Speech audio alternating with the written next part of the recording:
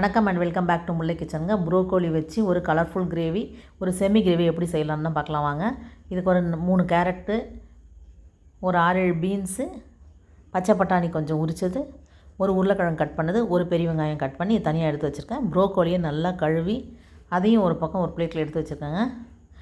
இது இஞ்சி ஒரு 2 இன்ச் அளவுக்கு இஞ்சி, ஒரு 10 பல் பூண்டு, ஒரு ஏலக்காய், ஒரு அன்னாசிப்பூ, ஒரு 3 பட்டை, ஒரு 7 லவங்கம், 7லேருந்து 8 லவங்கம், 1 டீஸ்பூன் சோம்பு, 1 டீஸ்பூன் தனியாத்தூள், கொஞ்சம் மஞ்சத்தூள். இது தனியாக எடுத்து வச்சுருக்கேன். ஒரு மூடி தேங்காயில் பாதி அளவு தேங்காய் அதையும் திருவி தனியாக எடுத்து வச்சுருக்கேன்.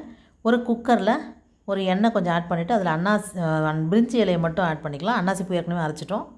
பிரிஞ்சி இலையை ஆட் பண்ணிவிட்டு கட் பண்ணி வச்சுருக்க காயெல்லாம் அதிலே ஆட் பண்ணிவிட்டு இதில் இஞ்சி பூண்டு பட்டை லவங்கம் அரைச்சி விழுதையும் நான் ஆட் பண்ணிவிட்டு அதிலே உப்பையும் ஆட் பண்ணிவிட்டேன்.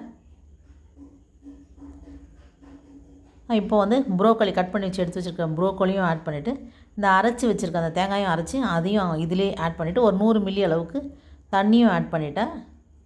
இப்போ கொஞ்சமாக மிளகாய்த்தூள் 1 டீஸ்பூன் ஆட் பண்ணிவிட்டு ஒரு தக்காளி, மீடியம் சைஸ் தக்காளி, அதையும் நல்லா பிழிஞ்சு இதிலேயே ஆட் பண்ணிவிட்டு குக்கர் வெயிட் போடாமல் மூடி மட்டும் போட்டு சிம்மில் 15லேருந்து 20 நிமிஷம் நல்லா சிம்மிலே வச்சு வேக விடும் பொழுது நல்லா அந்த ஊற்றின எண்ணெய் திரண்டு மேலே வரும். இதுக்கு 1 டீஸ்பூன் 2 டீஸ்பூன் எக்ஸ்ட்ரா எண்ணெய் ஆட் பண்ணும்போது அந்த கிரேவி சூப்பராக இருக்கும். கிரேவினாவே கொஞ்சம் எண்ணெய் இருந்தால் தான் நல்லாயிருக்கும்.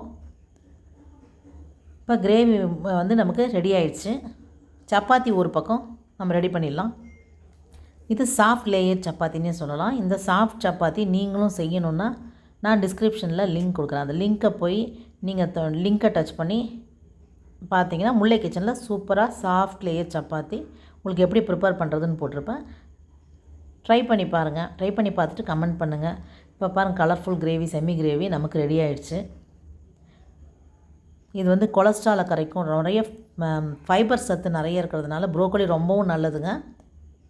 குழந்தைங்களுக்கு அட்லீஸ்ட் வீக்லி ஒன்ஸாவது ஏதாவது ஒரு விதத்தில் ஒரு கிரேவியாவோ அல்லது சூப்பாவோ சாலடாவோ செஞ்சு கொடுங்க. சப்பாத்தி பாருங்கள் எவ்வளோ சூப்பராக இருக்குது. கிரேவியும் சூப்பராக இருக்கும், சப்பாத்தியும் சூப்பராக இருக்கும். ட்ரை பண்ணி பார்த்துட்டு எப்படி இருக்குன்னு மறக்காமல் கமெண்ட் பண்ணுங்கள்.